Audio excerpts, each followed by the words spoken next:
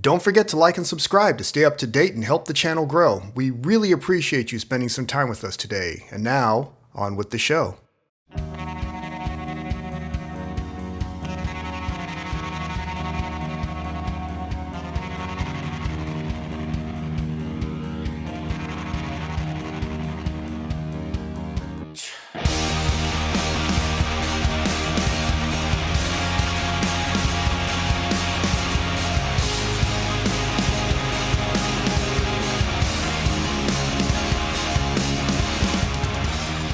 You are listening to the Narrated, Not the Popular Opinion with the one and only Gray.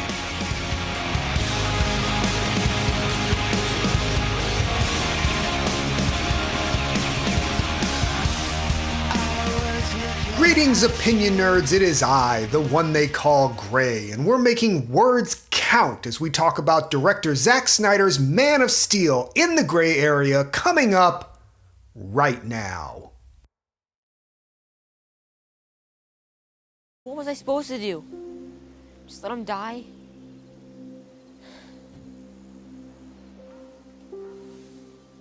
Maybe. 11 words. After 80 plus years saving the world from all manner of threats, it only took 11 words to finally lay the world's first superhero low. This 11-word exchange between the characters of Jonathan and Clark Kent and director Zack Snyder's Man of Steel have been a part or at the center of a number of criticisms that have continued to dog the film since its release in 2013. And while some absolutist attitudes towards the film are simply inarguable, there's always an opportunity to discuss when storytelling is being taken out of context. Understanding context is necessary for any analysis or interpretation of storytelling, either in piece or as a whole. Whether it's a piece of literature or a film, storytelling is communication. It's the artist expressing a concept, perspective, or feeling to the audience. Without context to create a framework, the perspective of the piece can be easily lost, and all the efforts at communication become disconnected noise to be defined as any individual chooses. Without context, all you have is a surface impression and your reaction to it. And for some, that might be good enough. But for those looking for a deeper sense of engagement with the material, more often than not, we find that what we see on the surface isn't always the simple truth. While anyone can choose to interpret a piece of work through any lens they wish, to knowingly dismiss the artist's intent by ignoring the context they create is to deny them the chance to express their ideas or make their statements. If you take as few as 11 words out of context, it can change how you interpret everything. The dictionary definition of context covers quite a bit of ground, even if it doesn't quite cover everything. But just to establish a baseline, the New Oxford American Dictionary defines context as the circumstances that form the setting for an event, statement, or idea, and in terms of which it can be fully understood and assessed.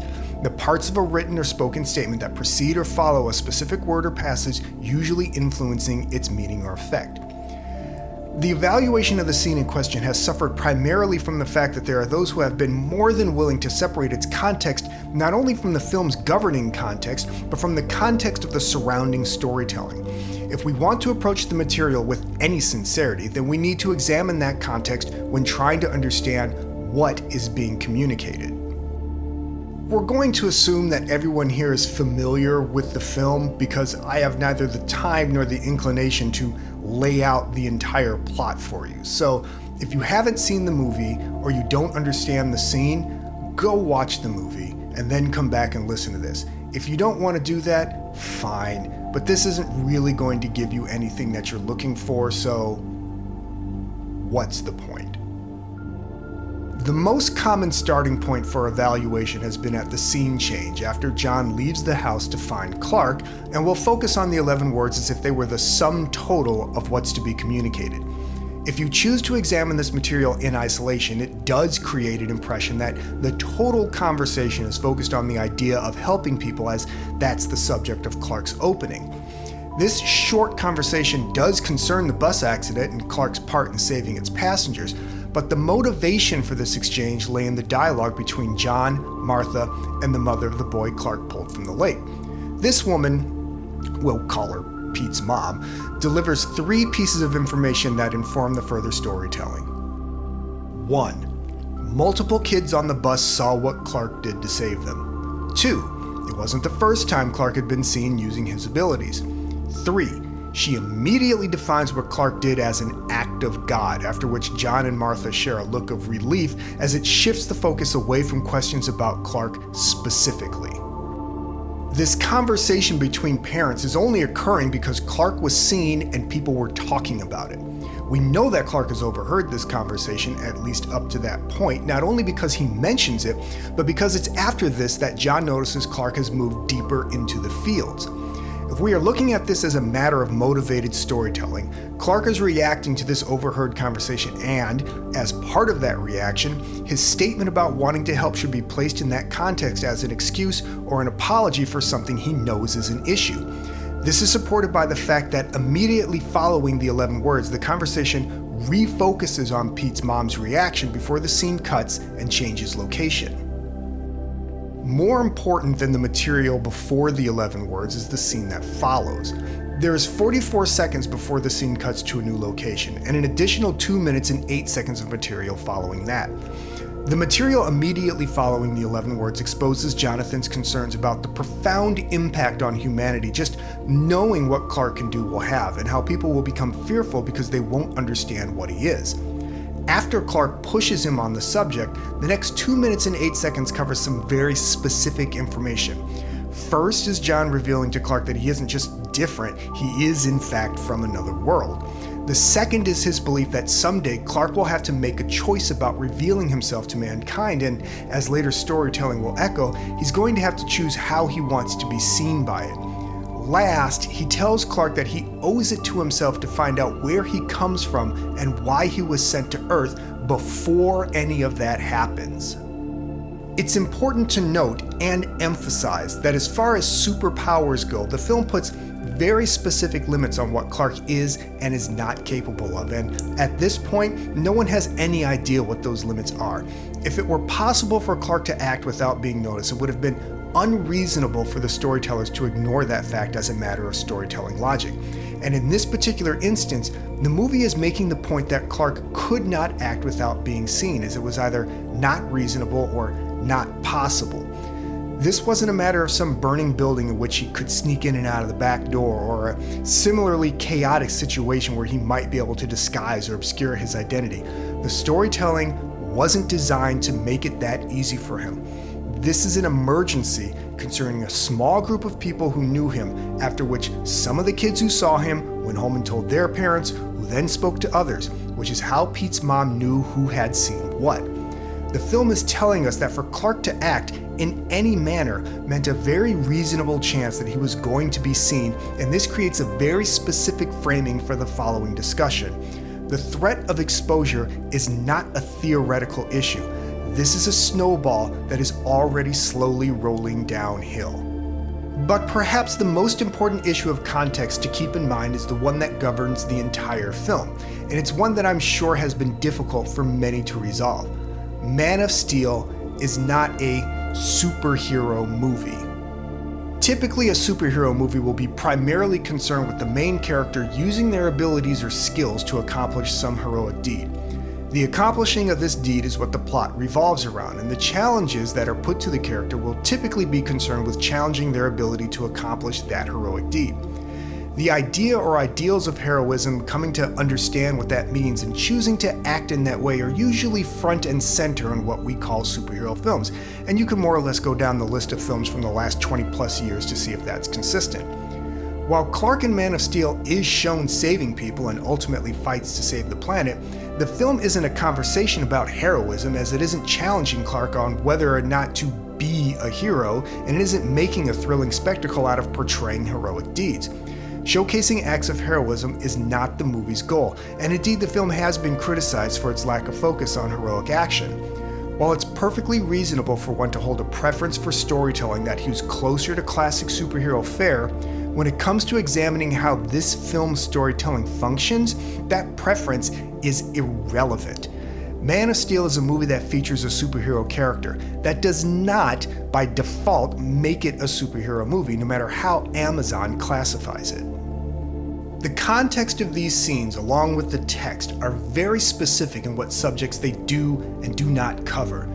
Though there are sure to be some legitimate critical evaluations of the material, the majority of these criticisms are born either by removing the 11 words from their context and purposely applying a negative interpretation that presupposes a critic's personal discomfort with the approach to the material, or making a choice not to engage with the material as it is and knowingly applying an improper standard to evaluate it by. As neither of these approaches seeks to engage with the material in its intended context, neither of them holds any genuine critical value. With the full context in hand, we can now place some of the common criticisms and misconceptions against the material to determine whether they hold any merit. Criticism. Jonathan tells Clark he should have let the children on the bus die. Not to get right to the heart of the matter, but it would be a crime not to address the fundamental criticism of this scene, as it's a big part of what colors the movie for so many, and many other criticisms are simply permutations or extensions of it. The use of the word maybe. This is one of those situations where the true criticism isn't in what was said, rather the issue people have is in what the character of Pa Kent didn't say. First, there's a misconception that the word maybe functions as an endorsement of whatever it's being used in context of. This is not true. Maybe is a synonym of the word perhaps, and in fact, perhaps is used in the word's definition. Perhaps is defined as an expression of uncertainty, so by definition of the text, Jonathan is admitting to Clark that he is uncertain of what the correct answer to his question is.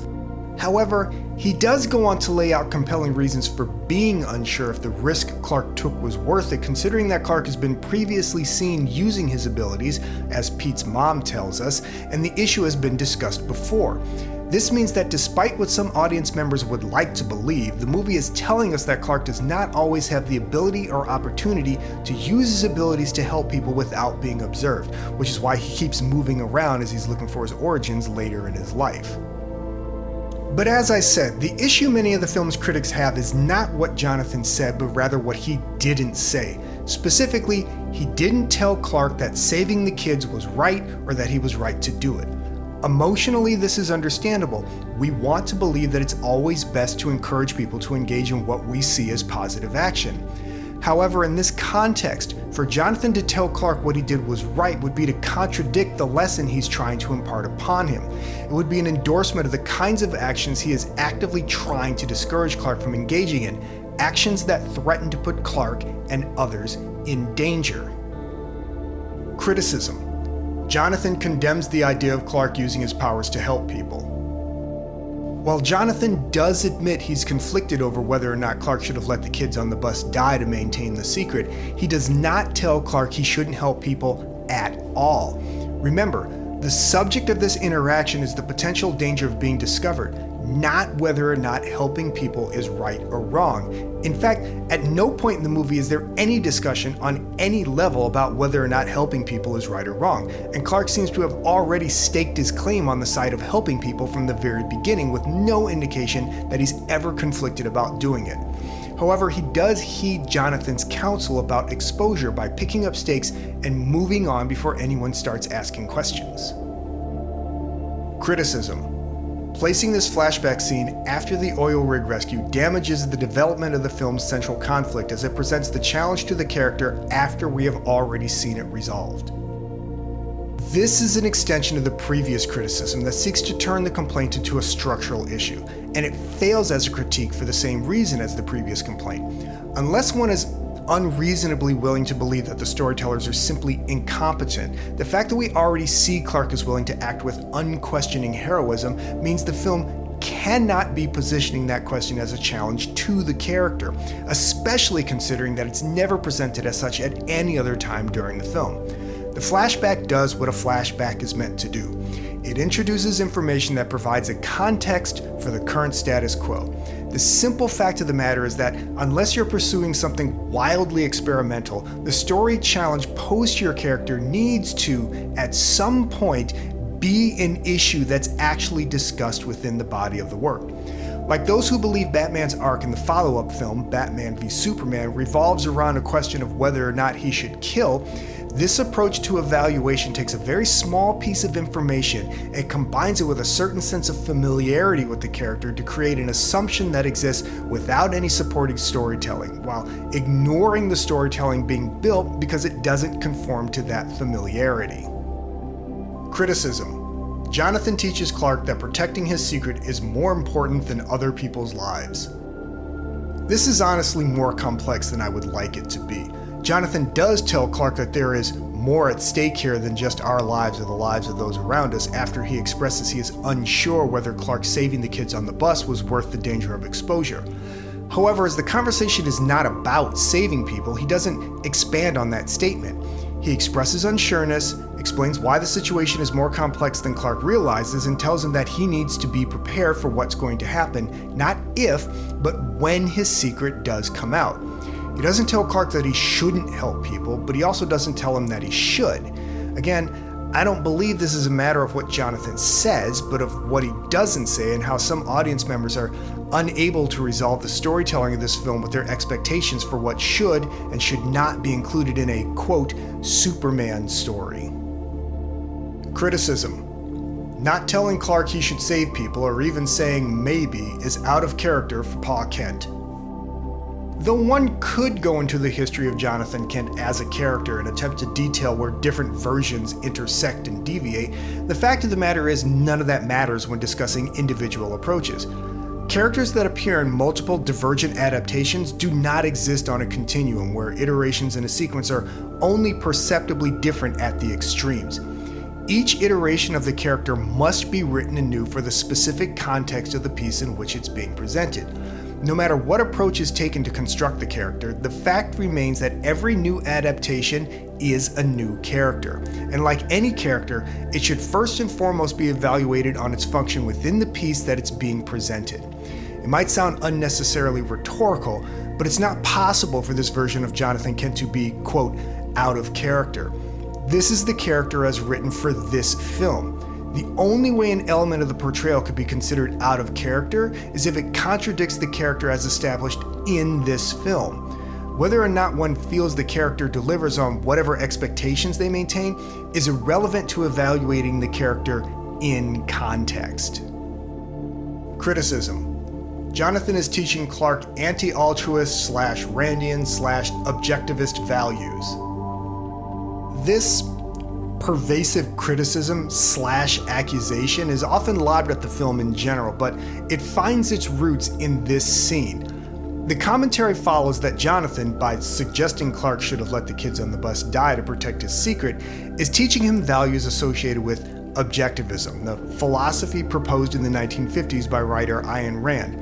In specific, the criticism points to the concept known as rational self-interest, most often used as a synonym for selfishness and considered by many to be the antithesis of altruism, a concept for which superheroes in general, and Superman most specifically, are thought to epitomize.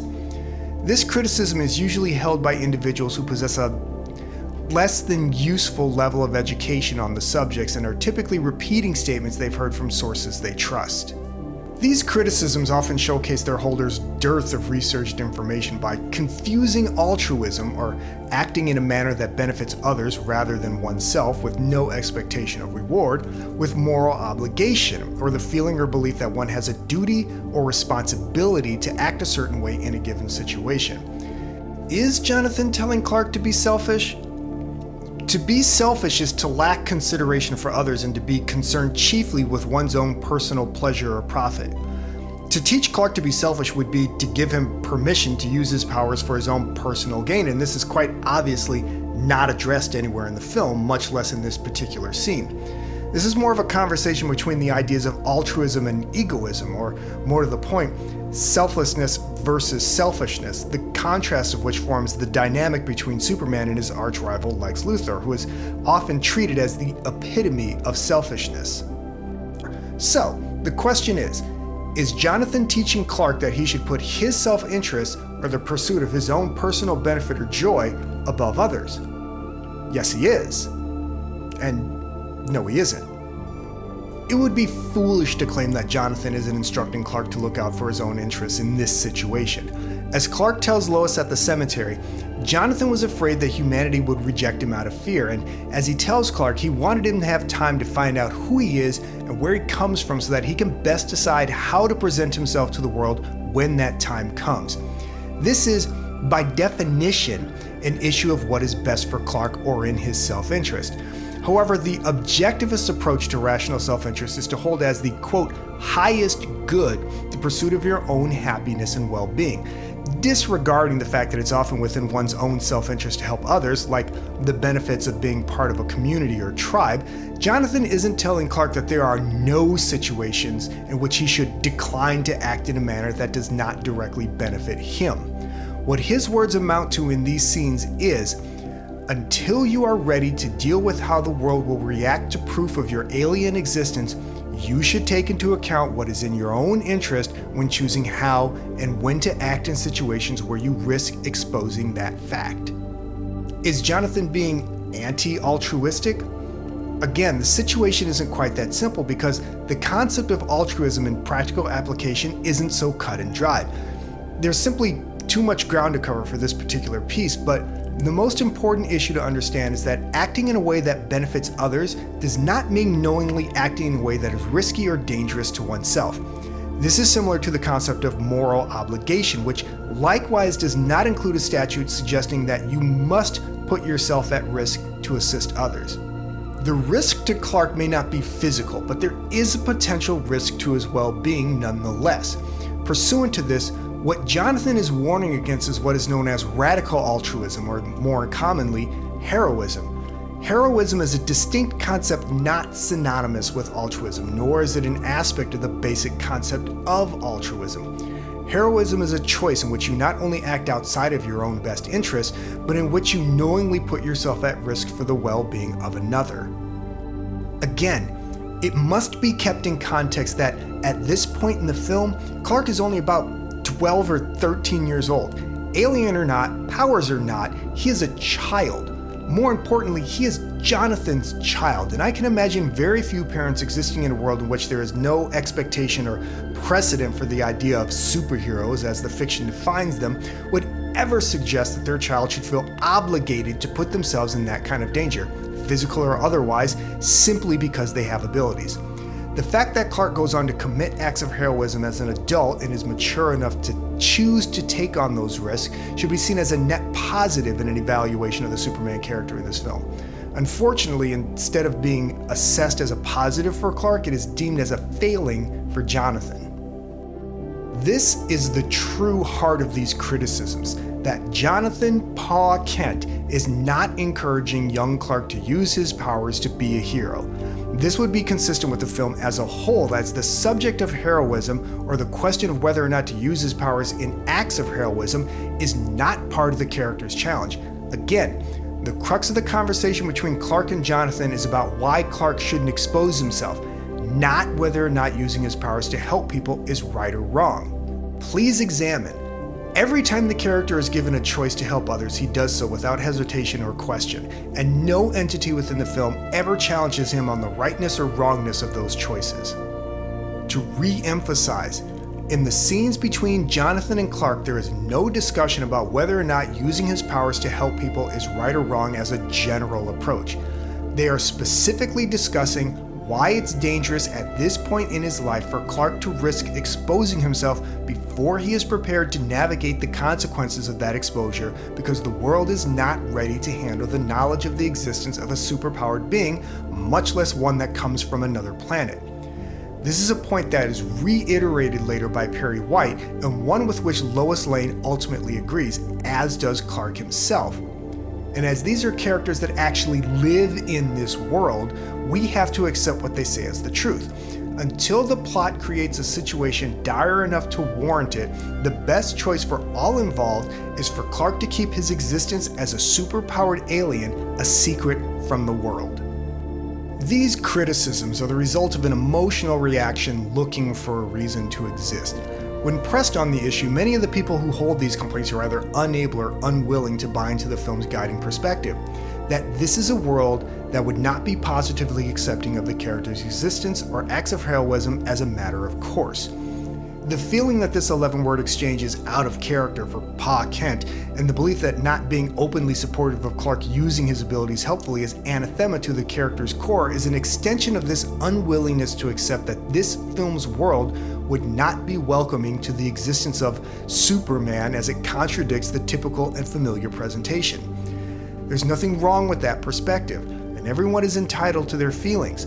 However, the fact remains that those feelings are irrelevant to how the logic of this specific storytelling functions.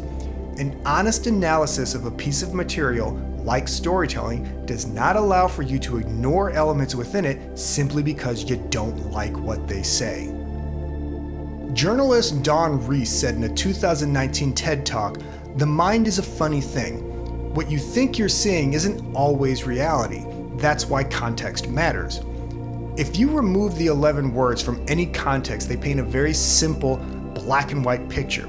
But the more context you add, the more nuanced, texture, and shaded that picture becomes. You begin to understand not only the complexity behind Jonathan's response to Clark's question, but why that response isn't as simple as some might prefer it to be. Context is everything. It's the reason we can share stories and communicate ideas. Without context to provide a frame for understanding, all you have is reactions, and reactions to reactions, and so on and so forth. Filmmakers, even ones you might not like, work hard to line up information to communicate their ideas. If you remove pieces from the context they designed, you're making a choice not to engage in that communication. So whatever terrible analysis and valueless opinion that generates is yours to own. Now, maybe I don't have all the answers, but I know the issue is bigger than you might think. I just hope I was able to frame it in a way you can understand.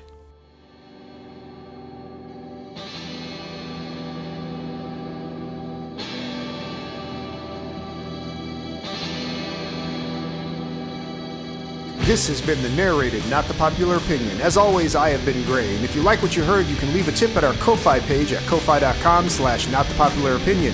You can follow us on Twitter at @only_Gray, and don't forget our main page at notthepopularopinion.wordpress.com, where you'll find more great articles just like this. Thanks again for listening, and remember, if you're as good to others as you are to yourself, we might just make it through this mess. See ya.